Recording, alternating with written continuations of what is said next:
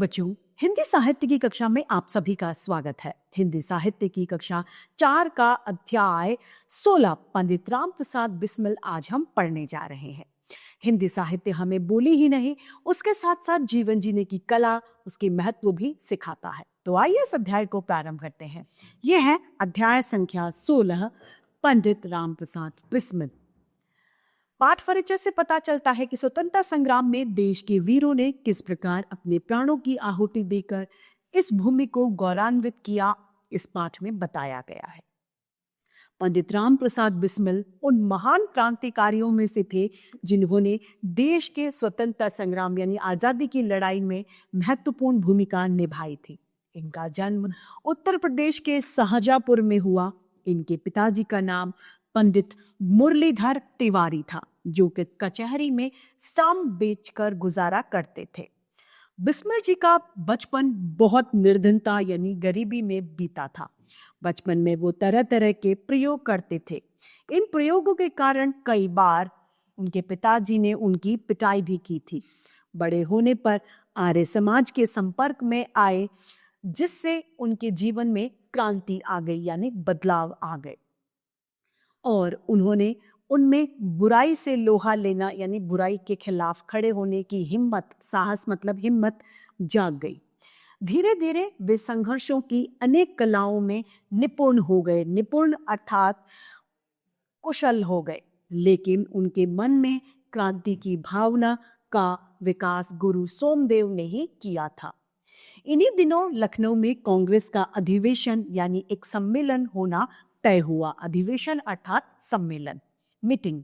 कांग्रेस के अध्यक्ष लोकमान्य तिलक चुने गए। क्रांतिकारी चाहते थे कि अपने महान नेता को खुली कार में जोर शोर के साथ अधिवेशन के स्थान पर जुलूस बनाकर पहुंचाया जाए, लेकिन कांग्रेसी उन्हें बंद कार में ले जाना चाहते थे। जब कांग्रेसी तिलक को बंद कार में ले जाने लगे तो बिस्मिल जी उनकी कार के आगे लेट गए और उन्होंने कहा कि यह बंद कार मेरे ऊपर से ही होकर जा सकती है।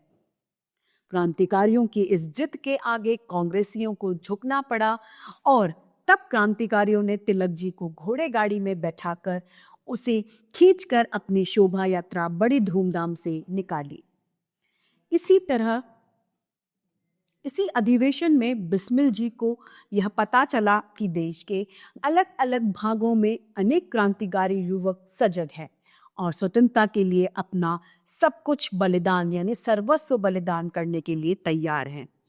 इसी से उन्हें प्रेरणा मिली। क्या मिली? प्रेरणा मिली और वे क्रांतिकारियों के संगठन में शामिल हो गए।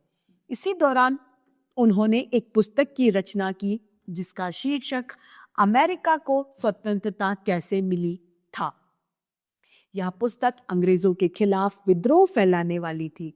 इस कारण से अंग्रेजी सरकार ने इसे जब्त कर लिया यानी छीन लिया गया। क्रांतिकारी दल में रहकर राम प्रसाद बिस्मिल ने दल की शक्ति को खूब बढ़ाया।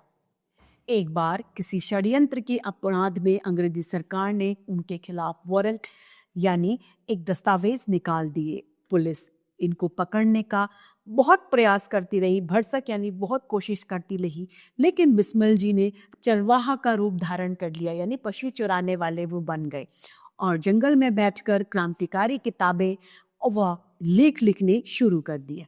इस दौरान उनकी एक पुस्तक यानी किताब स्वदेश रंग बहुत प्रसिद्ध हुई। भारतीय जवानों के लिए ये एक प्रेरणा स्रोत बने। क्रांतिकारियों के पास मेहनत, ईमानदारी, लगन यानी इच्छा और साहस की कोई कमी नहीं थी। उनके पास कमी थी तो सर्वथा हमेशा धन का अभाव। क्या? पैसे नहीं थे, कमी थी। धन की कमी पूरी करने के लिए उन्होंने अंग्रेजी सरकार के खजाने को लूटने की योजना बनाई। इतिहास में यह योजना काकोरी कांड के नाम से जानी जाती है। किस नाम से? काकोरी कांड। सरकारी खजाना सहारनपुर लखनऊ पैसेंजर ट्रेन से जा रहा था, जिसे काकोरी नामक एक स्टेशन पर लूटना तय किया गया था। योजना के अनुसार 9 अगस्त 1925 यानी 9 अगस्त 1925 को यह धन लूटकर आजादी के संग्राम में लगा दिया। लेकिन कुछ समय बाद ही इस षड्यंत्र का राज खुल गया और अंग्रेजी सरकार ने इस योजना में लिप्त यानी शामिल जो क्रांतिकारी थे उनको ढूंढने में वो लग गए। चंद्रशेखर आजाद को छोड़कर सभी क्रांतिकारी पकड़े गए।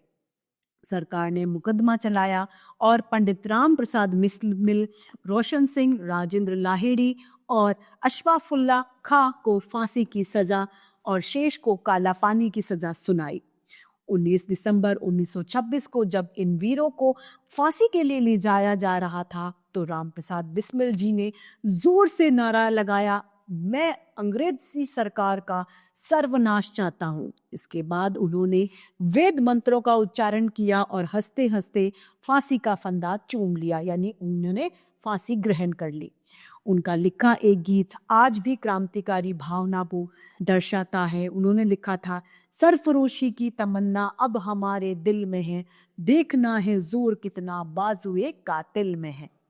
उन्हीं से प्रेरणा पाकर भगत सिंह, सुखदेव, राजगुरु आदि महान क्रांतिकारियों ने देश की स्वतंत्रता के लिए अपने प्राण न्यौछावर कर दिए, यानी भेंट चढ़ा दिए।